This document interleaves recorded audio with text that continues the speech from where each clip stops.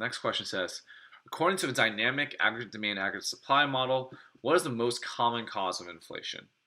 And so again, remember what we said. Let me see if I can bring it back.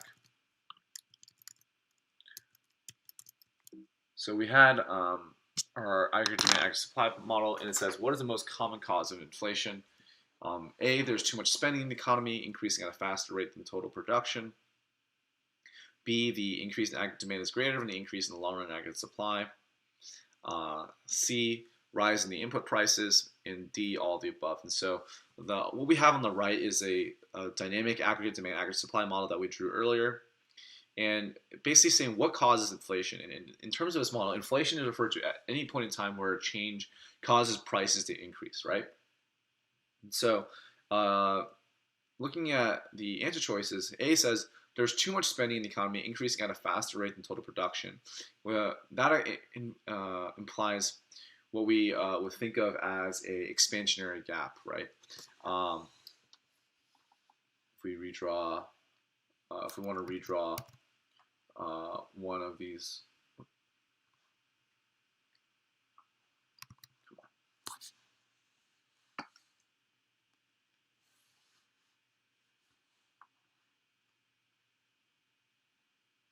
Why does that go back down?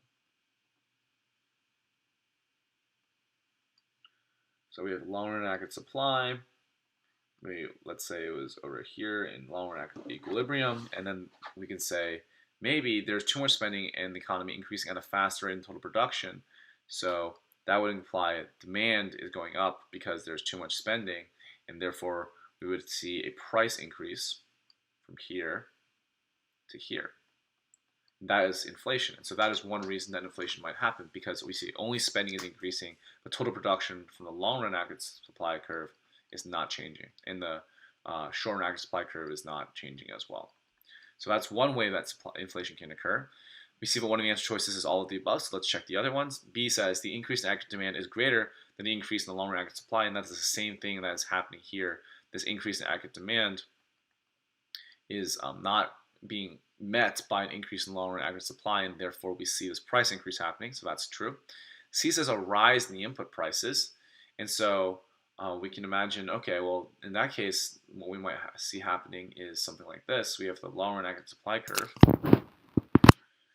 We have our equilibrium, and then we might see that because input prices are rising, that short-run aggregate supply is actually decreasing, right? And so we may have short-run aggregate supply 1, short-run aggregate supply 0, and that decrease in aggregate supply is also going to cause us to have an increase in price, because we now are in a contractionary gap, and that relationship is similarly going to increase inflation. And so it seems that we have kind of nailed down that in all these cases, inflation is going to be occurring in the dynamic aggregate demand, aggregate supply model, and we can confidently pick all of the above as our answer choice. So let's take a look at what the other tutor said. So we also said all of the above, which is good. They said the situation where the economy is operating at or near the long-run aggregate supply, an increase in aggregate demand, which is greater than an increase in aggregate supply, will lead to inflation as the curve shifts to the right, increase in the price level in the economy. So that's what we see going on in this graph right here. When spending increases at a faster rate such that there are too many dollars chasing too few goods, that is also the case. And again, that's what we see here on the left. And they say the third factor due to which inflation occurs is a rise in input prices, which leads to a leftward shift in the short-run aggregate supply curve. And so that is what we see happening on the right over here.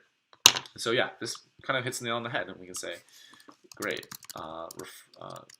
draw out a graph if the relationship between the SRS and aggregate demand shifts is and prices is so confusing. Yeah, I think having a graph here would be really helpful in order to really kind of add some clarity to this question. But other than that, this is a good answer, and it kind of covers the 3 reasons why we would pick all of the above.